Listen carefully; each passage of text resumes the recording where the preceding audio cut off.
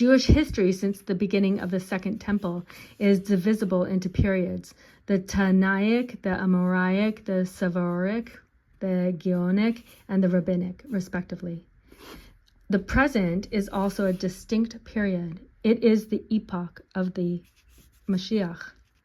Quoting his Rebbe, the Chafetz Chaim, Rab Elchanan remarked, "Today vast changes, which in the past would have taken centuries to evolve, sweep over the world within the briefest period of time. The wheels of time turn with lightning speed. What has God done to us? Why have conditions changed for us?" The Chafetz Chaim gave this answer: "In heaven, innumerable accounts have been accumulated from the days of creation until now. But the advent of the Mashiach, all of the accounts must be settled." Before the advent of the Mashiach, all these accounts must be settled, for the redemption will eradicate the evil inclination, and all earthly trials related to the struggle against the evil inclination will cease. Hence, every soul must pay its debt to heaven, and since the Messianic days are very near, the process must necessarily be accelerated. Now, that's what we talked about when we were talking about in Chazinu, that since there's a lot of things that we're paying over time from the past, it's all catching up to us, and it's overtaking us, because we're also told there's blessings and curses. If we follow the Torah laws and if we do the work of the Jew, we'll get blessings. But if we don't, what's happening, it's not that God's punishing us because we're bad boys and girls. It's more complicated than that. It's like our sins are accumulating and we're getting more and more of them, and the curses are overtaking us. And when this simulation ends, what quality of soul you have to live with for eternity, that's what's at stake here, because you're supposed to be building that right now.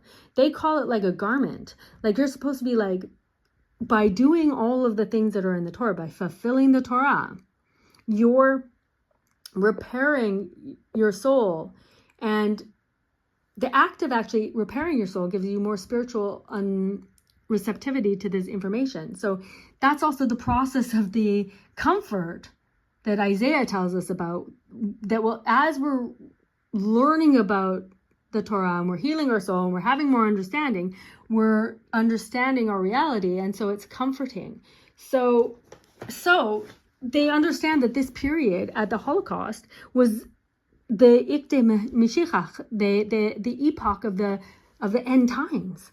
It started. They knew that now it's starting. Okay, so it started at the Holocaust, and he later quoted and explained in simple language the prophetic verses of Hazinu and Ezekiel, so which refer to the Ikve de Mashiach, the footsteps of the Mashiach, like we were saying. So he says, anti-Semitism is no natural phenomena. There is an explicit scriptural verse, an unchanging halacha, Jewish law, that Esav hates Jacob. So again, we need to know our history. We need to understand what that means, Esav and Yaakov, and what it means, what all these things mean. There's a great deal of information that a lot of us never have bothered to even learn, even our own history from our perspective. What did the rabbis tell us about the Holocaust? What did Rabbi Avigdor Miller tell us about the Holocaust? Because he was there in Europe, but he's also an American, and he lived until like right before 9/11. And so I always suggest also his book, The Divine Madness, which he talks about the Holocaust. So they realize that now things are going to start speeding up. Things that would have taken generations in the past are now speeding up, and things are changing very, very quickly, which is what we see in our reality right now. The verse he quoted declares that before the redemption, Jews would stray after various idolatries and then blame their foolishness on others.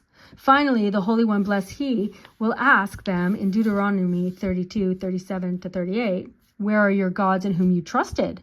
Where are the idols to whom you offered the choicest of your sacrifices? Let them rise and help you. We are accustomed to defining idols literally as images of gold or silver, as heavenly bodies and the like. This is a superficial and erroneous understanding. Okay, the Torah is very deep. If we don't learn more than just the pshat, the first level of the Torah, we will never really have an understanding, because reality is 5-dimensional. So if you just know the story, then that's an elementary level of understanding, and you're not going to be able to understand really the whole point. So sadly, the Erev Rav, again, has control over, and we'll see who they are exactly, but they have a control over most of the yeshivot at this point too. They're in charge of the whole nation. So we are being led astray, and King Solomon tells us over and over that the fool is misled because he has no knowledge. But each one of us can get some knowledge by doing the work of the Jew. And by the way, the easiest and fastest way to just make a big difference for yourself and for the whole entire nation of Israel is to just keep Shabbat. Just start keeping Shabbat. Because we're actually told that if all of the nation would just keep one Shabbat, then that would be the redemption. That would be good enough to just let's end the craziest and the chaos now and here. Let's not continue to find out what the New World Order is and to what lengths they're willing to go. And let's not continue to split hairs about whether just completely doing Judaism completely differently by groups that were excommunicated in the past and never, whether that's fine or not. Because at the end of the day, it is splitting your allegiance to God, which is what the Jews commanded to do, only God. So he's testing us at this point, basically, that you for yourself have the opportunity to test your belief system. When the chips are down, who are you looking for to save you? Are you looking for the IDF to save you? Then the IDF was not going to save you. That's exactly what we just read. That where are your gods in whom you trusted? Where are the idols to whom you have offered your choicest sacrifices? We are accustomed to defining idols literally, like we said, and this is a superficial, erroneous understanding. What is an idol? Any factor that appears to man as independent of the will of the Holy One, blessed is He, and capable itself of doing good or bad. It's an idol. How the idols to which the Jews have paid homage have multiplied in the past 150 years. So right before the Holocaust, there you had Berlin Haskalah, the Enlightenment movement, the Reform movement, okay, liberalism, democracy, socialism, communism, Zionism, okay, all of those things. And the idols shall speedily pass away, says Isaiah. So also, again, the other things that they think that you think that are also Judaism. That's not what our forefathers knew, or not what they practiced. There was no cult surrounding Moses, Moshe Rabbeinu, or Yeshua, or anyone, and we don't know where they're buried, because for the very exact reason of why this is so wrong to go and worship there. So, for example, in Breslov, when they go to Uman on Rosh Hashanah, I mean, if you just understood a little bit of Judaism, but a little bit better, you would understand. In the past, these people, like Rav Elchanan Wasserman and Rabbi Victor Miller, in Rabbi Victor Miller's book in the Divine Matters, he says that for Rosh Hashanah, there was such a somber feeling back in the yeshiva and back in the pious Torah communities. They were scared. They had a fear of heaven. Why? Because the King Solomon tells us that the beginning of wisdom, you haven't understood anything unless you have the beginning of wisdom is a fear of God. And we looked also in the Kuzari, which was Rabbi Yehuda Halevi, where he's defending the faith.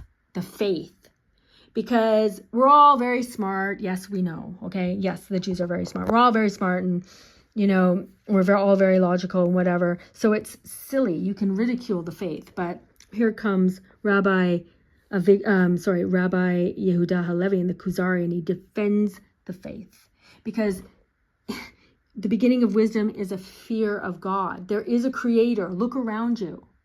This creation, this world, this existence is very, very impressive. No, it's very complicated and perfect. until some people want to come and mess it up for lots of different reasons. So there's a lot of information here to know in order to understand, and you will go through cognitive dissonance, and we've all been there. But